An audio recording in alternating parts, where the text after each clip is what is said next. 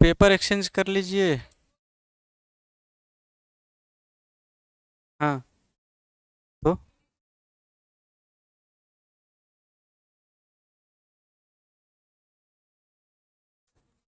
अच्छा।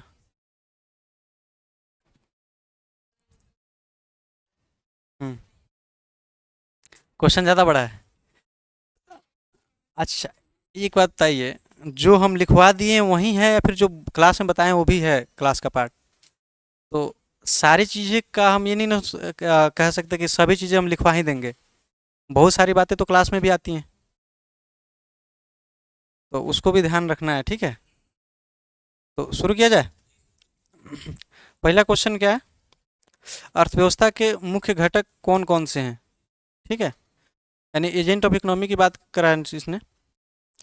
अब देखिए, इसमें पहला उपभोक्ता, कंज्यूमर, उत्पादक, सरकार और विदेशी क्षेत्र। क्या लगता है आप लोगों को, क्या क्या सही होगा इसमें? अच्छा, एजेंट ऑफ इकोनॉमी कौन होता है? अर्थव्यवस्था के घटक कौन कौन से होते हैं? जो संपूर्ण अर्थव्यवस्था के संचालन करते हैं। डेफिनेशन में लिखवाया ना, एजेंट ऑफ इकोनॉमी होते हैं जो संपूर्ण अर्थव्यवस्था का संचालन करते हैं, ठीक है? अच्छा, हम इसमें लिखाया था कि तीन मुख्य एजेंट कौन कौन से हैं? परिवार, सरकार। तो तीन जो मुख्य घटक थे उसमें से एक तो इसमें आ गया ऑप्शन में, सरकार आ गया। अच्छा, हम पूछे कि उपभोक्ता का हमारा इकोनॉमी संचालन में योगदान होता है कि नहीं होता है, तो उपभोक्ता सही होगा। दूसरा, उत्पादक का, अगर उत्पादक प्रोड्यूस नहीं करेगा, उत्पादन नहीं करेगा, तो फिर कहाँ से आएगा अनाज हमारे देश में, ठीक है? चौथा जो ऑप्शन है सरकार, तो उससे ही आ गया है। चौथा जो ऑप्शन है वो क्या है? विदेशी क्षेत्र, फॉरेन सेक्टर। तो क्या अर्थव्यवस्था के संचालन में फॉरेन सेक्टर का योगदान होता है? जरूरी नहीं है। होता है कि नहीं होता है? नहीं होता है। अच्छा, होता है ना? ना भी हो तो भी ठीक है। अच्छा, क्वेश्चन क्या है कि मुख्य घटक कौन कौन से हैं? देखिए, विदेशी क्षेत्र का अच्छा खासा योगदान होता है हमारे इकोनॉमी में। हाँ, अगर हम बहुत सारा उत्पादन कर लें, हम उसकी बिक्री ही ना करें, या फिर बहुत सारी चीज़ें हैं जो हमारे देश में है ही नहीं, तो वो कहाँ से लाते हैं? विदेशों से। और इस सब की संचालन तो होती है ना अर्थव्यवस्था में, तो होगा कि नहीं होगा?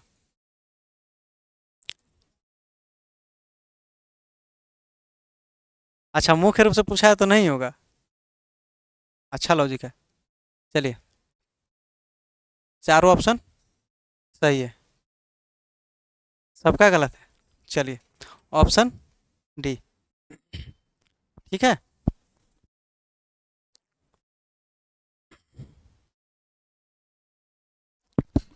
फिर से नेक्स्ट क्वेश्चन,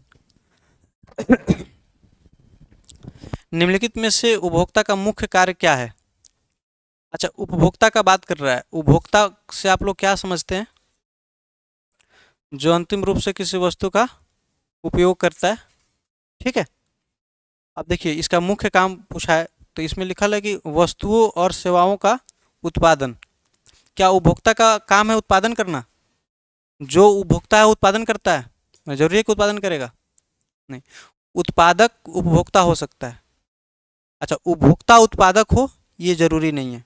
फिर से जो लोग उत्पादन करते हैं वो खपत भी करते हैं, नहीं खाते भी हैं, ठीक है। लेकिन जो लोग खाते हैं, जरूरी नहीं है कि वो लोग उत्पादन भी करते हों।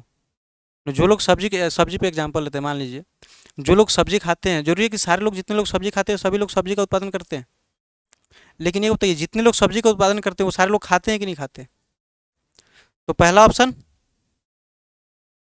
गलत हुआ ना। दू, दूसरा, वस्तु और सेवाओं की खपत। अब बताइए, उपभोक्ता का मुख्य कार्य है वस्तु और सेवाओं की खपत करना, यानी कि उसको खपत करने का मतलब यूज करना, है या नहीं है? सही है ना? तो ऑप्शन दो, यानी कि ये गलती हुआ और ये सही। कर वसूलना उपभोक्ता का काम है, निर्यात करना उपभोक्ता का काम है। ये दोनों ऑप्शन का तो कोई लेना देना ही नहीं है, तो कौन सा सही? केवल दो, ठीक है। कितने का सही है? ठीक। तीसरा क्वेश्चन क्या है? सरकार की अर्थव्यवस्था में भूमिका क्या है? अब बताइए। सार्वजनिक सेवाओं का प्रावधान करना। सरकार क्या सार्वजनिक सेवाओं का प्रावधान करती है? हम्म? सेवाओं का प्रावधान कौन करता है? सरकार ही करती है, ये तो कॉमन सेंस पे आधारित है। दूसरा, आय और संपत्ति का पुनर्वितरण करना। अच्छा, ये हम आप लोग को बताए नहीं है, लेकिन ये ऑप्शन सही है। ठीक है। तो अगर ये गलती हुआ क्वेश्चन तो आप लोग तनाव मत लीजिएगा, क्योंकि हम खुद ही नहीं बताएं आप लोग को क्लास में ये। तो लेकिन ये ऑप्शन सही है। ठीक है। तीसरा, बाजार में प्रतिस्पर्धा बढ़ाना। क्या सरकार कभी चाहेगी कि बाजार में प्रतिस्पर्धा बढ़े? नहीं चाहेगी ना? क्यों? बताइए, क्यों नहीं चाहेगी? देखिए, सरकार चाहती है कि बाजार में प्रतिस्पर्धा बढ़े। वो चाहती है कि बढ़े, हर कंडीशन में नहीं, किसी किसी कंडीशन में। क्योंकि जब प्रतिस्पर्धा बढ़ेगा बाजार में, तो उत्पादन में वृद्धि होगी। ये बात समझ में आ रही है?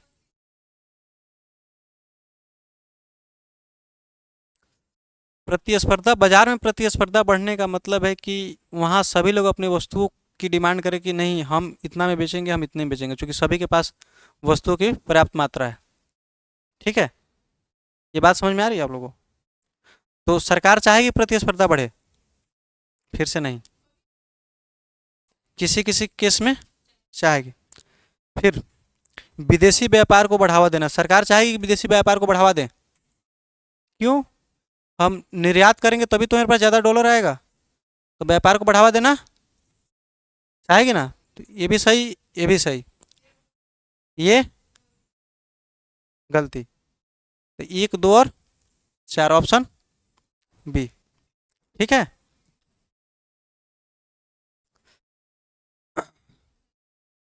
4 नंबर क्वेश्चन देखिए। निम्नलिखित में से कौन सा वास्तविक अर्थव्यवस्था का उदाहरण है? यहाँ से निम्नलिखित में से कौन सा वास्तविक अर्थव्यवस्था का उदाहरण है? वास्तविक अर्थव्यवस्था और वित्तीय अर्थव्यवस्था पढ़ाए थे टॉपिक? क्या पढ़ाए थे? वित्तीय अर्थव्यवस्था किससे संबंधित होता है? Share market. Share market, bond, ये सब से। और वास्तविक अर्थव्यवस्था? अच्छा, अब देखिए ऑप्शन। ये पूछा है वास्तविक अर्थव्यवस्था का उदाहरण कौन कौन सा है। पहला, कृषि उत्पादन वास्तविक अर्थव्यवस्था की वित्तीय अर्थव्यवस्था? वास्तविक अर्थव्यवस्था, ठीक है। फैक्ट्री में वस्त्र का निर्माण वास्तविक अर्थव्यवस्था, क्यों? चूंकि यहाँ शेयर वर्ग का कहीं से बात नहीं आया। तीसरा देखिए, शेयर बाजार का व्यापार, ये वास्तविक अर्थव्यवस्था में आएगा? ये तो इसको पहले ही गलती काटे इसको। तो एक और दो सही है। अच्छा, अब चौथा देखते हैं। खनिजों का खनन। अच्छा, खनिजों का खनन आता है प्राथमिक क्षेत्र में। प्राथमिक क्षेत्र आता है कृषि, प्राथमिक क्षेत्र में भी आता है कृषि उत्पादन। तो क्या ये इसमें वास्तविक अर्थव्यवस्था में आएगा कि नहीं आएगा? नहीं आएगा। तो फिर इसमें क्यों कंफ्यूज हो गए? तो ये भी सही, यानी कि एक, दो और चार, ऑप्शन बी, ऑप्शन बी। चलिए, नेक्स्ट क्वेश्चन देखते हैं। ओए, बाद में मिला लीजिएगा लो, अभी से। वित्तीय अर्थव्यवस्था के घटक कौन कौन से हैं? देखिए, बैंकिंग प्रणाली वित्तीय अर्थव्यवस्था की रियल अर्थव्यवस्था। वित्तीय अर्थव्यवस्था, स्टॉक मार्केट वित्तीय अर्थव्यवस्था, विदेशी मुद्रा बाजार वित्तीय अर्थव्यवस्था। यानी कि तीनों तो सीधे दिख रहा है, लेकिन एक कृषि उद्योग क्या है? वास्तविक। तो देखिए, इसमें एक, दो और तीन सही होगा, यानी ऑप्शन बी। अब आइए नेक्स्ट में। बंद अर्थव्यवस्था का मुख्य मुख्य लक्षण क्या है? अच्छा, बंद अर्थव्यवस्था क्या होती है? ऐसी अर्थव्यवस्था जहां एक देश दूसरे देश से, आप कहाँ थे? 5 नंबर बता नहीं दिए? हाँ, 5 नंबर का भी बी, 5 का भी बी। हम्म देखिए जल्दी जल्दी सुनिए लो। बंद अर्थव्यवस्था ऐसी अर्थव्यवस्था होती है जहां एक देश दूसरे देश से व्यापार नहीं करते या फिर सीमित मात्रा में व्यापार करते हैं। ठीक है। अब देखिए ऑप्शन इसके, आयात और निर्यात का निषेध होता है। सही की गलती? व्यापार नहीं करते मतलब ना ही आयात ना ही निर्यात। ठीक है। घरेलू उत्पादन और खपत। अब जब आयात और निर्यात नहीं होगा तो कोई देश क्या चाहेगा? अपने ही घर में उत्पादन हो और अपने ही देश में खपत हो। अरे जब हम व्यापार नहीं करेंगे तो हम खाएंगे कहाँ से? अपने ही देश में उत्पादन करके खाएंगे ना। तो ये तो सही हुआ ही, सही नहीं हुआ? निषेध लिखा हुआ है। और ये 2 नंबर भी सही हुआ। अब तीसरा देखिए, अंतर्राष्ट्रीय व्यापार पर निर्भरता। जब हमको व्यापार करना ही नहीं तो किसी व्यापार पर निर्भर क्यों रहेंगे? तो ये गलत। ठीक है। विदेशी निवेश की अनुमति। जब विदेशी निवेश की अनुमति क्यों देंगे? हम एफडीआई पढ़ेंगे तब समझ में आएगा। क्योंकि हम व्यापार करना चाह ही नहीं रहे हैं तो हम कैसे बोलेंगे कि कोई और देश आके हमारे देश में इन्वेस्ट करे? चाहेंगे नहीं। तो क्या सही होगा? 1 और 2। 7 नंबर क्वेश्चन देखिए, खुली अर्थव्यवस्था का मुख्य उद्देश्य क्या है? ऑप्शन देखते हैं इसके। अंतर्राष्ट्रीय व्यापार को प्रोत्साहन। क्या व्यापार को प्रोत्साहित करेगा खुला अर्थव्यवस्था? ठीक है, पहला तो सही। आयात सॉरी पहला सही है तो इसको गलत काहे काट रहे हैं? पहला सही। अच्छा, आयात निर्यात को सीमित करना, खुला अर्थव्यवस्था। आयात और निर्यात को सीमित कौन करता है? खुली अर्थव्यवस्था की बंद अर्थव्यवस्था? बंद अर्थव्यवस्था। तो इसका मतलब 2 नंबर स्टेटमेंट गलती हुआ, सॉरी गलत हुआ। तीसरा कहाँ गया? केवल घरेलू संसाधनों का उपयोग करना। कैसे सही? जब व्यापार होगा तो हम सिर्फ घरेलू संसाधन का उपयोग क्यों करेंगे? तो फिर ये भी गलत। विदेशों से व्यापारिक प्रतिबंध लगाना। तो प्रतिबंध बंद अर्थव्यवस्था में लगता है, खुला अर्थव्यवस्था में तो नहीं लगता है। तो ये भी गलत, यानी कि सिर्फ कौन सही? केवल एक सही। 7 नंबर हो गया। अब देखिए 8 नंबर क्वेश्चन, बंद अर्थव्यवस्था में कौन सी गतिविधियां नहीं की जाती हैं? कौन सी गतिविधियां नहीं की जाती हैं? अब देखिए यहाँ, आयात होती है बंद अर्थव्यवस्था में? नहीं होती है, तो यानी सही है। निर्यात होती है, यानी कि ये भी सही है। विदेशी मुद्रा का लेन देन होता है, यानी कि ये भी सही है। घरेलू उत्पादन और खपत होता है। जब बंद अर्थव्यवस्था रहेगा तो हम व्यापार नहीं करेंगे, ना ही आयात करेंगे ना ही निर्यात करेंगे। तो हम चाहेंगे क्या? कि घरेलू उत्पादन को बढ़ावा दें और खपत भी घर में करें। तो ये ऑप्शन सही होगा। नहीं बुझाया? तो नहीं, चारों सही नहीं है। ये क्वेश्चन देखिए पहले, बंद अर्थव्यवस्था में कौन नहीं शामिल की जाती हैं? तो शामिल ये नहीं की जाती, आई नहीं की जाती, ई नहीं की जाती, लेकिन ये शामिल किया जाता है। तो ये 3 स्टेटमेंट बंद अर्थव्यवस्था के संदर्भ में सही है, लेकिन यहाँ नहीं दिया है, नहीं की जाती हैं। तो ये गलत हुआ। तो फिर सही कौन होगा? 4। ठीक है। फिर कंफ्यूज? फिर से, खुली अर्थव्यवस्था में अंतर्राष्ट्रीय व्यापार के कौन से घटक होते हैं? आयात होता है खुली अर्थव्यवस्था में, तो सही हुआ। निर्यात होता है, सही हुआ। विदेशी निवेश भी होगा, ये भी सही हुआ। लेकिन घरेलू खपत ये सिर्फ बंद अर्थव्यवस्था में होगा। तो 1, 2 और 3 ऑप्शन बी। क्या हुआ आपका? फिर से गलती हो रहा है क्या? फिर से गलत हो रहा है।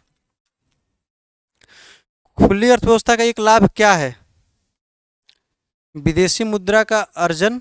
अच्छा बताइए, खुली अर्थ 10 नंबर क्वेश्चन देख लीजिए। 10 नंबर क्वेश्चन देख लीजिए, खुली अर्थव्यवस्था का एक लाभ क्या है? अच्छा, खुला अर्थव्यवस्था का मतलब क्या हुआ? कि व्यापार होगा, आयात और निर्यात होगा। तो इससे लाभ क्या होगा? कि हमें विदेशी मुद्रा का अर्जन होगा। क्या हमें डॉलर मिलेगा? तो पहला ऑप्शन सही। घरेलू उत्पादक के लिए प्रतिस्पर्धा बढ़ेगा, कैसे बढ़ेगा? घरेलू उत्पादक के लिए प्रतिस्पर्धा कैसे बढ़ेगा? जब हम उत्पादन करेंगे, जब हमारी सामान की डिमांड विदेशों में अधिक होगी तो हम ज़्यादा से ज़्यादा उत्पादन करना चाहेंगे, और जब भी ज़्यादा से ज़्यादा उत्पादन सारे किसान करना चाहेंगे तो प्रतिस्पर्धा तो बढ़ेगा ही। बुझाया? तो ऑप्शन बी सही। अच्छा, वैश्विक संसाधनों का उपयोग, क्या जब खुला अर्थव्यवस्था रहेगा तो हम आयात और निर्यात करेंगे, तो जब हम निर्यात करेंगे तो विदेशों की संसाधन का इस्तेमाल तो करेंगे ही। तो ये ऑप्शन सही हुआ गलत? सही। अच्छा, सीमित व्यापारिक विकल्प, सीमित व्यापारिक विकल्प किस में होता है? बंद अर्थव्यवस्था में। बंद अर्थव्यवस्था में बताए थे ना आप लोगों को। तो कथन चार ये गलत होगा, बाकी ये दो सही। तो एक, दो और तीन, यानी ऑप्शन सी हो गया। आज का क्वेश्चन टफ नहीं था, नहीं था ना?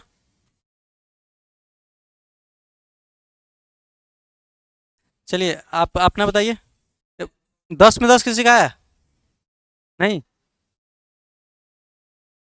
6। 6 आपका काय को? 6। चलिए 10 में 6 आ रहा है तो ठीक है, अभी के लिए ठीक है। आपका 4। अच्छा, धीरे धीरे आ जाएगा, आदत हो जाएगा बनाने का। ठीक है। रिवीजन नहीं ना किए थे आप लोग?